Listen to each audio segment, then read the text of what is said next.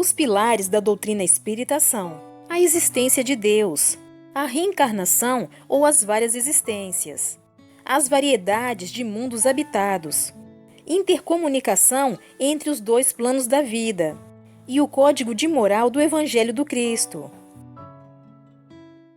Dando continuidade à leitura do livro O Evangelho segundo o Espiritismo, capítulo 14. O parentesco corporal e o parentesco espiritual.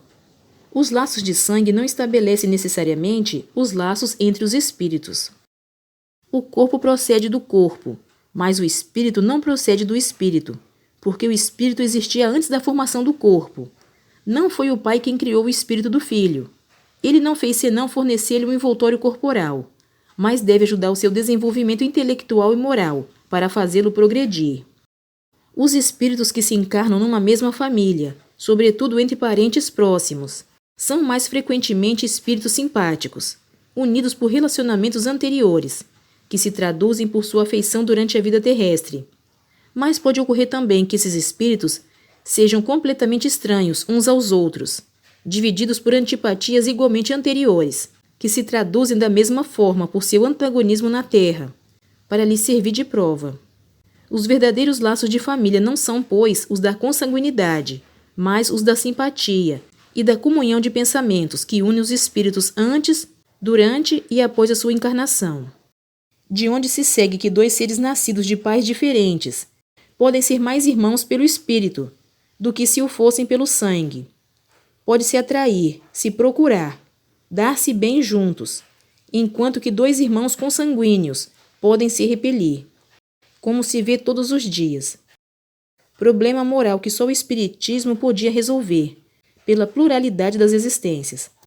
Há, pois, duas espécies de famílias: as famílias pelos laços espirituais e as famílias pelos laços corporais.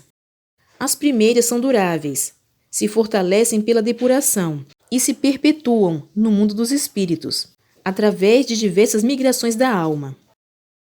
As famílias unidas pelos laços de sangue são frágeis como a matéria, se extinguem com o tempo e frequentemente se dissolvem moralmente desde a vida atual. Foi isso que Jesus quis fazer compreender, em dizendo aos seus discípulos: eis minha mãe e meus irmãos. Quer dizer, minha família pelos laços do Espírito, porque quem quer que faça a vontade do meu Pai que está nos céus é meu irmão, minha irmã e minha mãe. A hostilidade dos seus irmãos está claramente expressa na narração de São Marcos. Uma vez que disse ele, se propunham se apoderar dele, sob o pretexto de que havia perdido o espírito. A notícia da sua chegada, conhecendo-lhes os sentimentos a seu respeito, era natural que dissesse, falando dos seus discípulos, do ponto de vista espiritual: eis meus verdadeiros irmãos. Sua mãe se encontrava com eles e generaliza o ensinamento.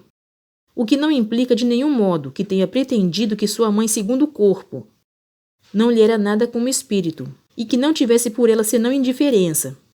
Sua conduta em outras circunstâncias provou suficientemente o contrário.